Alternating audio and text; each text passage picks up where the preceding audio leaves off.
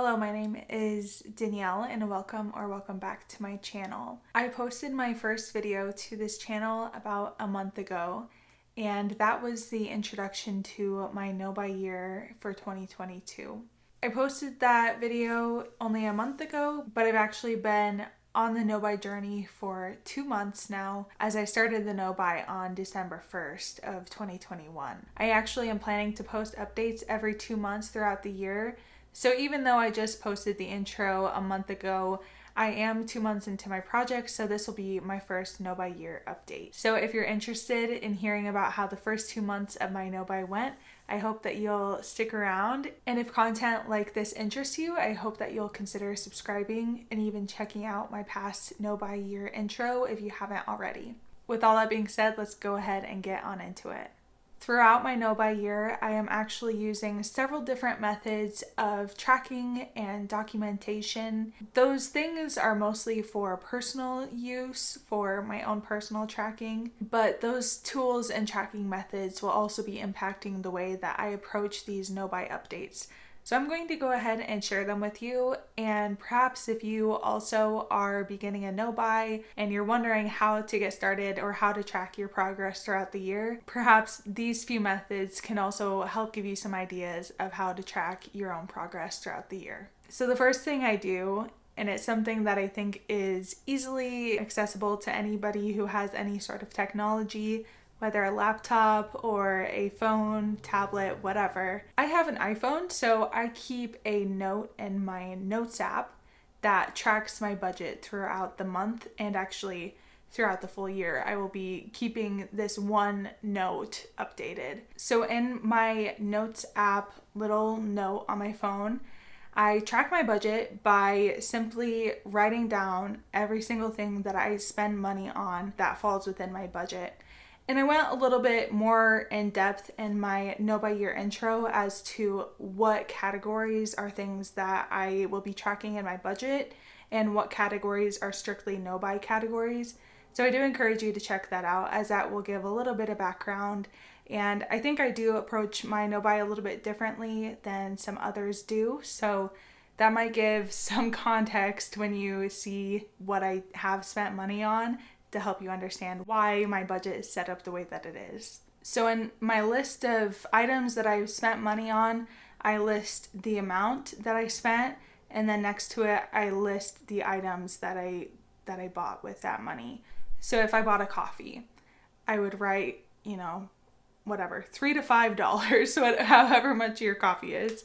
I would write like $4, and then next to it I would write coffee. Under that list of all of the items on which I've spent money, all of the things that I've bought, under that I have amount of money spent. So I total up all of those things and I will update that each time that I purchase something new. And then underneath that I have a little line with the amount of money that I have left to spend for the month. And that is also something that I update each time I buy something new. So every time that I spend money, every time that I buy something, I am doing the math. I'm consciously making the decision, weighing the amount that I'm spending and deciding if that is worth taking that money out of my budget for the month. And for me, because I have it on my phone, it's super handy. I can just pull that out at any time throughout the day. If I'm out doing whatever, if I'm online, however I'm choosing to spend my budget that month, I can just pull out my phone and quickly edit that app, update my numbers, the amount of money that I have left and the amount of money that I've spent, and then I can just go about my day. It's super easy, takes only a couple of minutes. So that's a really easy way to start tracking your budget and the way that you're spending in a way that you can do on the go. That's at least my very low-tech way of doing that. The second tool that I use to track my progress throughout my no buy year is this little budgeting book. I bought this online. I'll link it down below so that you can check it out if you're interested. I'm not going to go in depth and show you every page because, first of all, that would take some time. And second of all, there's some personal financial information in here. So I'll just give you a quick overview of a couple of things that I use this book for in particular. Each month there is a little monthly spread with a calendar in it. In the calendar, the way that I like to use it is I like to, on each date that there's money going out or money coming in, I like to list it on the calendar. So like on the first of every month, we have our mortgage payment. So on the first of every month in here, I have listed that we are paying our mortgage. I also have each of our paydays listed on here. Each time that we are paying something to a debt or doing something, like I have written down here that we took our car in for an oil change. So that was an upcoming expense. I had to go to the dentist one day in January. So I also have that written in here. And then I also am color coding certain things throughout the book, and I didn't do it for the second half of the month, so I need to update that in here. For me, one color indicates income, one color indicates money that is going out of our account, money that we are spending, bills being paid, etc. And then I have a third color that indicates money being put into savings. So that is another way that I just like to track everything so that I know where my money is going. The next couple of pages that I find the most useful are savings and debt trackers. There's this little savings tracker so that you can visually be tracking the amount of money that you are saving over the course of the year. Our goal for each month is to be saving anywhere between $300 and $500. And that's not counting, I guess, like our sinking funds and different things like that we are setting money aside for. So you may have different goals, but this is just what we have decided to do for now. We can kind of choose how much we can contribute to our savings depending on how things are going that month. There are a bunch of these little monthly savings, little charts to track your progress. So this is pretty much where I track my sinking funds. So each one of these is a sinking fund. I have my monthly saving goal, and then I can track, there's 12 little spots in these circles. So I can track throughout the year that I am contributing to those sinking funds. And you can customize that in whatever way works best for you. It's pretty open so that there's some variability. And then there are a few pages called the debt tracker. And I'm showing you this one because I have, my husband and I's student loans listed here, but I don't have any numbers on them yet because there are certain things that are impacting our student loan payments this year. So we're not currently paying on our student loans, but when the time comes, we will be tracking that here. And we have other debts that we are tracking on some of the other pages that we are trying to pay down first. So those are some of the key pages that I use in this book and I find really helpful to keep track of what I'm contributing to my savings and what debts I'm paying off throughout the year. And that's something that I'm going to be tracking throughout the year to see what my financial progress was, how the no-buy impact our financial stability and our financial health. And then the last tool that I'm using to kind of document my no-buy progress, other than, of course, YouTube, is this. This is just a personal journal. It was empty at the beginning of December, but now I do have some entries in it. And I'll just be continuing to write thoughts in this journal every once in a while throughout the year. I won't be like reading from my diary or anything like that for you, but I will be using the reflections that I have in this journal to kind of create a script to share here with all of you in all of my updates throughout the year. So those are the tools that I will be using throughout the No Buy year to kind of keep up with my progress. And that's kind of how I am keeping track of some of the numbers that I'm going to be sharing with you now. But I'm actually going to start off with some of the numbers that I'm tracking in the budget book. So as I mentioned, I'm going to be sharing some of the numbers that I track in my little budget book here. And the numbers that I'm going to be sharing with you are related to our savings and our debts. Between December and January, though I have to admit that I did start more diligently tracking things in January, so this first update, the numbers might not actually be entirely comprehensive of everything that we spent and all of the things that we contributed to savings, etc.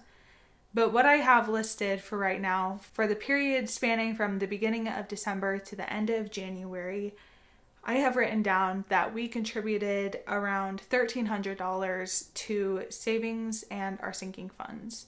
And you may have seen in my budget book that I did have listed that we put $350 into our savings.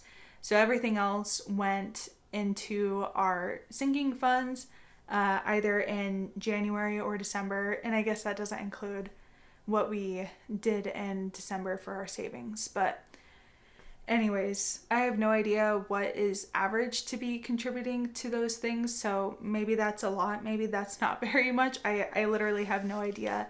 But I do know that we would not have been able to do that in November of 2021.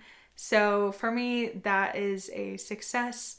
And I'm very happy with the fact that we were able to be tracking our finances in a way that allows us to plan for the future. And then between December and January, I have written down that we paid around $2,550 in debt.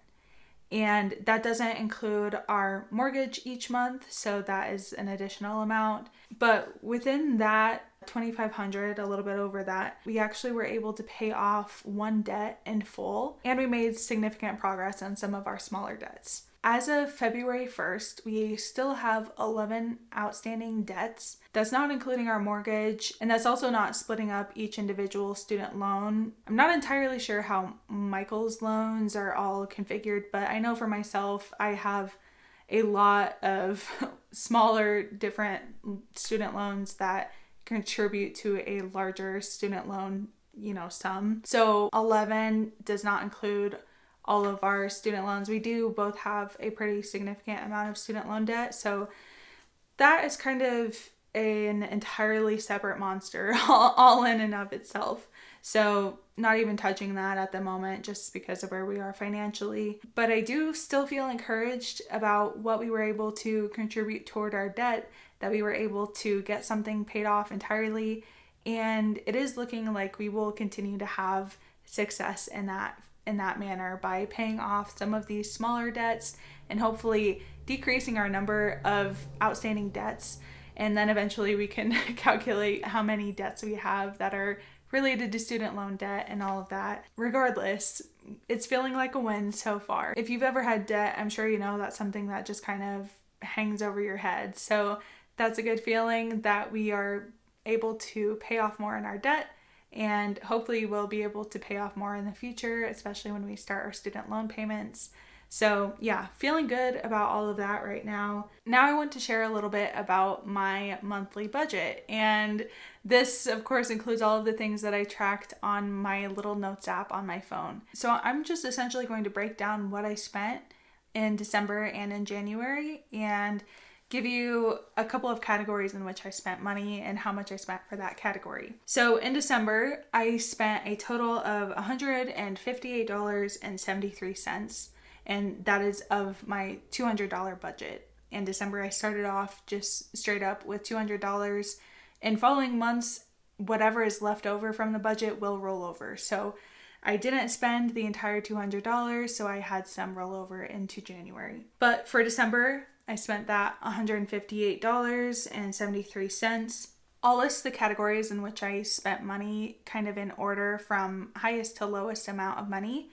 So the first thing on the list, the highest amount of money that I spent, was on a new phone case. I needed a new case for my phone so that it would be protected, and that was $61.95. The second category is food-related items / eating out. The food / eating out category doesn't include the times that my husband and I went out to eat for a date or ordered in or whatever. This is more tracking like the amount of times that I bought a lunch instead of bringing my own lunch to work, or I bought an unnecessary food item when I went grocery shopping, like buying chocolate or something like that. So the total amount of money that I spent on those types of things throughout the month of December was $41.34. My next category is coffee, and that would include all of the times that I went out to coffee over the course of the month. And in December, I spent $35.44 on coffee. And then the last category, I actually bought a woven basket that I'm going to keep my empties in throughout the year, and that was just $20. and I love that little basket. I didn't bring it here to show you, but I'm sure it'll show up in a future video. But yes, I am filled with joy every time I see that little $20 basket. So very happy with that purchase. That's absolutely fine. So at the end of December, I was left with $41.27 that I didn't spend in my monthly budget. So that got rolled over into January. In January, I also included some money that I had received for Christmas in my budget because with all monetary gifts and gift cards, things like that, I'm just going to be considering them as cash, things that I'm using as part of my no-buy. So they're kind of in addition to the budget, but I'm tracking them in the same way because I want to make sure that I'm sticking to my no-buy rules. So I had $150 that I received for Christmas that I included in my January budget.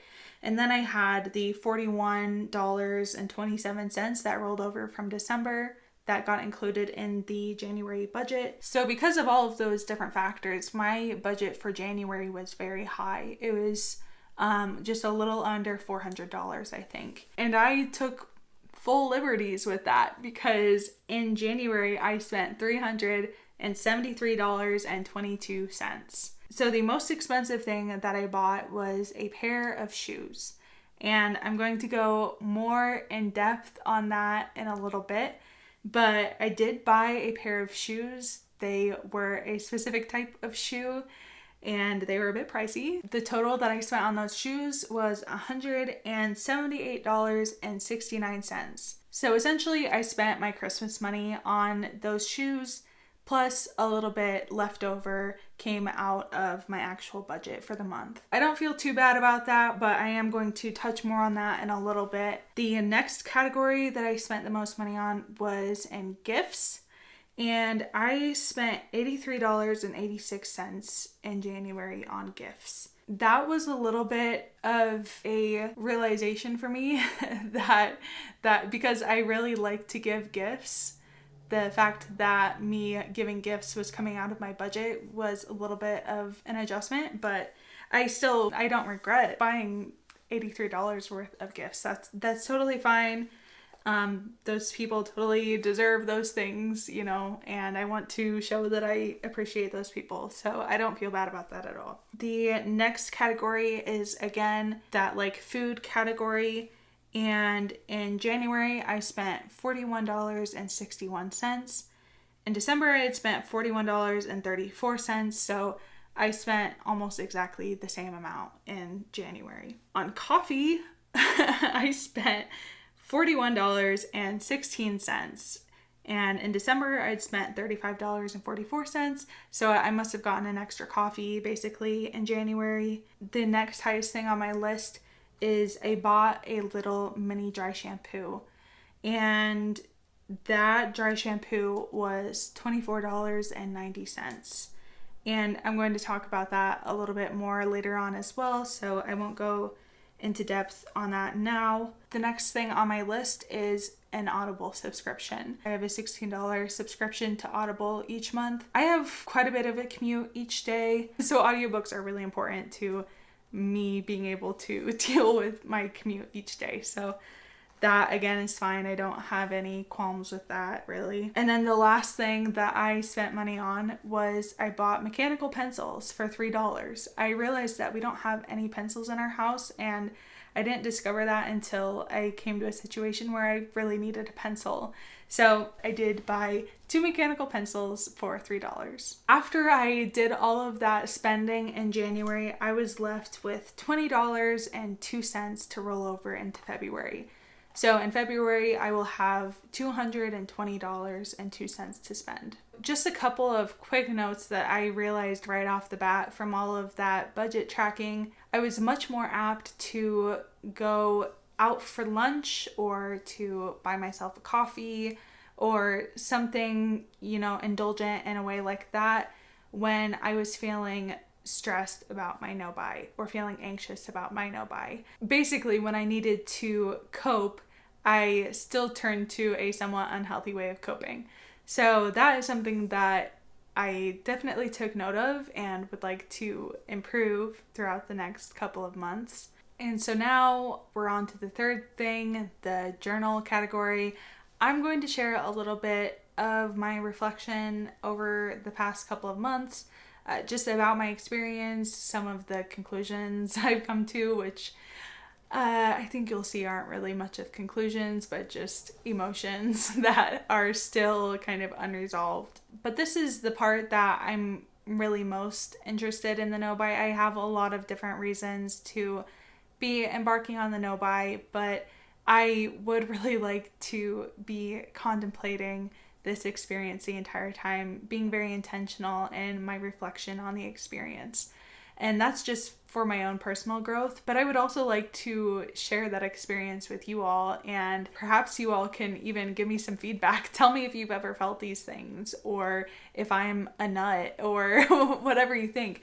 But hopefully this is, if nothing else, interesting for you to hear my thoughts on the process over the past couple of months. Like I actually mentioned in my no buy intro, the month of December was actually really easy for me. And that was because I had really gone heavy on the panic buying in November, and I had all of these purchases slowly rolling into our mailbox over the course of December. So I was really never wanting new things because I was always receiving these things in the mail. So my panic buying, even though that was and is a source of shame, it actually did help me in December. I'm not saying that is a good thing, because then at the end of December and beginning of January, the no buy actually really hit me for the first time, I think. And around that same time, I decided to go check out my purchase history in Sephora, and I scrolled back several years, and I basically just went on this little shame spiral as I scrolled through my past purchases on Sephora. I knew that it was bad, I guess, but I didn't realize exactly how bad it was until I was looking at each purchase, even with the new eyes of only being a few weeks into the no buy. I was looking at those purchases through a completely different lens. My mind was entirely changed. Even though I had already known that that wasn't a healthy way to be spending my money, I then was feeling even more intense shame about it.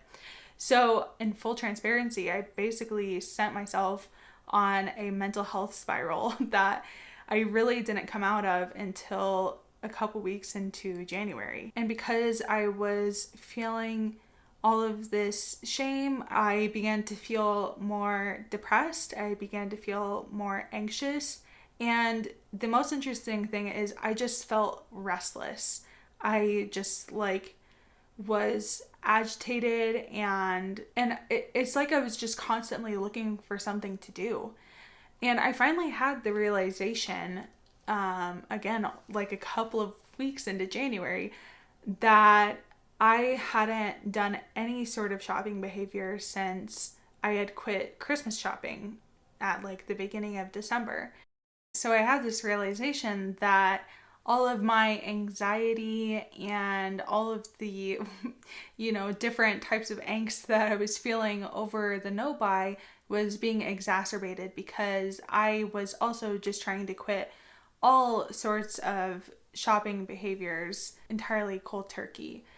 And I did have to just concede to the fact that this is going to be more difficult than I thought. I had to realize that it was going to be more difficult to break the habit of the shopping behaviors and how that had served as a coping mechanism for me than it was to break the habit of shopping. Even if I wasn't buying anything, browsing and considering the things that I would want, all of those different shopping behaviors had become a core way that I sought stress relief. Because that was the case, when I completely took it away and tried to cold turkey stop engaging in any sort of shopping or shopping related activities, I was left without any sort of life raft, anything to hold on to. Of course, I had been trying other sorts of coping mechanisms and healthier coping mechanisms, but they just didn't hit the same way. It didn't quite give the dissociation effect that I was looking for. Because I didn't have the same ways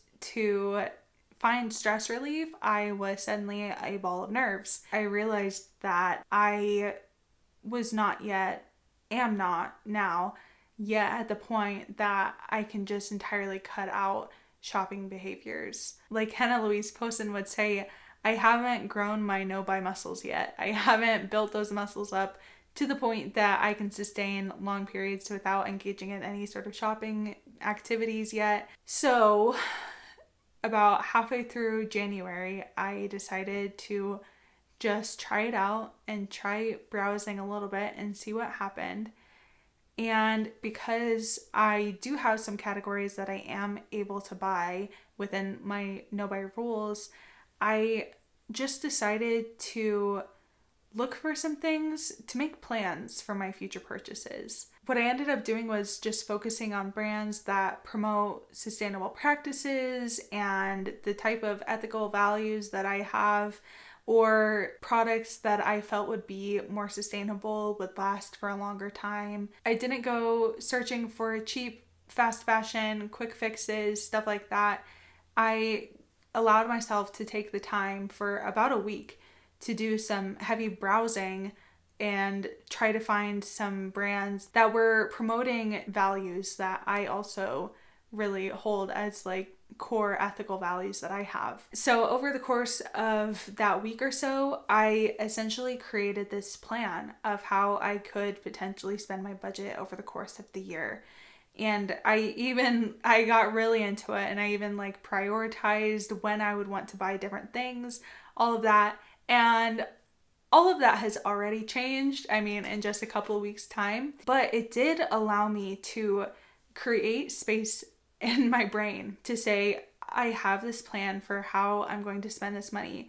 I had a list of like 10 to 20 things that I knew would be purchases that reflected my values and reflected things that actually would be good to add into my life, things that would add value to my life. Because I took the time to do that, I created this space for me to set that aside and to be able to engage in other things. At first, when I decided to let myself go shopping, essentially, I felt dirty. I felt like I was doing something wrong. I didn't feel like I was breaking the no-buy because I feel very firm in my conviction to stick to the no-buy. But I did feel like I was bending the rules and I was doing something I shouldn't. But, even though a week-long deep dive of looking for things to want and things to buy isn't ideal, and it's not where I want to be at the end of this year, that practice actually created space for me to start doing other things, because in my brain, I had already delegated my money to these things. So because I'm fully committed to my no-buy and my budget, and I'm not going to be breaking my budget, I know that that money is not available to spend. I know that there's nothing that I can buy. I know that I cannot buy that eyeshadow palette no matter how much I want it, or that lip color, or what have you. And to be honest, I haven't even been that attracted to things like that since I have chosen these other things that I feel will really add value to my life. And I'm much more excited about those items and the time that I will eventually perhaps be able to bring them into my life. And I know that I'm not going to follow that plan to a T. It's already changed. I've already restructured the priorities of things that I need to invest in, things that weren't even, part of the things that I was looking for. There's some practical things I will need to spend money on. There are gifts and other things that I can't anticipate that will come up. Obviously, it's not so cut and dry, so clean cut that I have all of my shopping planned for the entire year or anything like that necessarily. But it did at least allow me to say, I have a plan. These are the things that I would like to be able to invest in when the opportunity arises. So, number one, I don't need to be anxiously avoiding any sort of things that would make me want to shop, because I know that I have things that I want to delegate that money to anyways already. And I went through the experience of doing some really intensive browsing and, engaging in those shopping behaviors fully, and I survived it. I didn't break my no buy. I was okay. Would I eventually like to say that I am not an obsessive shopper or whatever I'm sounding like right now? Yeah, I would. I would like to spend less time feeling anxious over these things because I recognize that these are silly things to feel so anxious about. But for now, that actually was somehow an effective strategy for me to just loosen the reins a little bit and let me indulge just a little bit. It actually allowed me to then step back from those things by just giving me a little bit of leeway. So then after all of that browsing, after I made my plan, all of that, the place in which I live in the United States had a snowstorm, like much of the United States has had recently. And I realized that I didn't have the appropriate winter gear that I would need if we would continue having storms like that. So what I decided to do was to purchase a pair of leather boots that were appropriate for wintertime, things that I could wear during multiple times of year, but that would be able to withstand snow and rain or whatever. So that is the $178 boots that I bought, and I have them here. I will show you. These are they. These are the boots. They are by Danner, I guess, if you are familiar with that company. I think they're a pretty well-known company for making boots like this. This is a different color than their most popular color of these types of boots.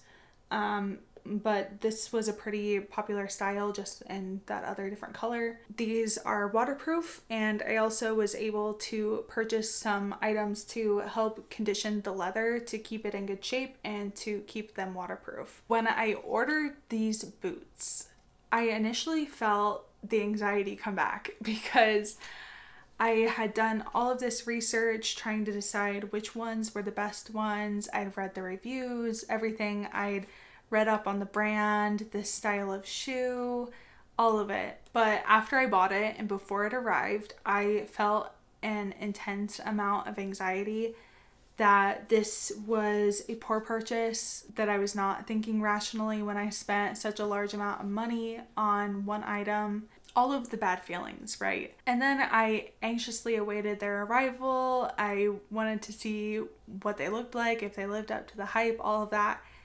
And then they arrived, and I tried them on once, and I haven't worn them since. I haven't worn them. I haven't done anything to break them in. I tried them on one time, and then I put them back in their box, and I put them in a closet. And I'm still not entirely sure why I did that. I still really like these shoes. Looking at them now, I'm like feeling even more like I like these. I want to wear them. And when we do have winter weather or rain in the fall or spring or something like that, I feel like these will be a good shoe to wear. But there's like some sort of disconnect happening for me between the anxiety that I feel and the logic that I have of these are something that I can actually get use out of. It's like I still need to jump the hurdle of just letting myself use them and trying to incorporate them into my life. I've only had these for like a week or 2 weeks, so it's not like they've been sitting in my closet for 3 months or something like that. But it still is just something that I'm feeling unresolved about. I am bound and determined to like wear them around my house this weekend so that I can just start to break them in and kind of get over that whatever hurdle, whatever is keeping me from wearing them. It's like, I know that these were really expensive shoes. They might be the most expensive shoes that I've ever bought in, and maybe that's part of it. Whatever it is, I'm confident that I will get over it. I'm going to make an intentional effort to wear them and to get over that, whatever that thing is that's holding me back. But I did also just want to share that that's something that I did actually buy. It was a big ticket item for me. I don't typically buy one item of clothing or accessories or whatever for $178. That's not typical for me. Gary, come here.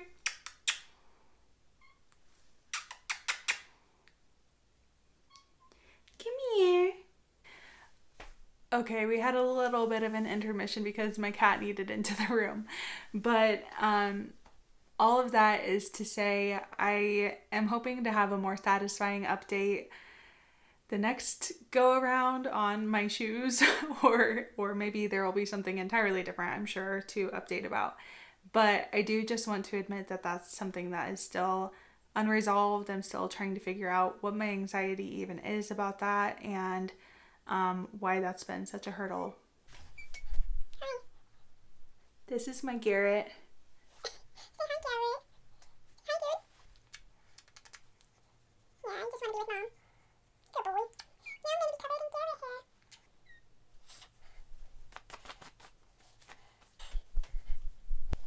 There's cat hair everywhere now, so I apologize. It's just floating around.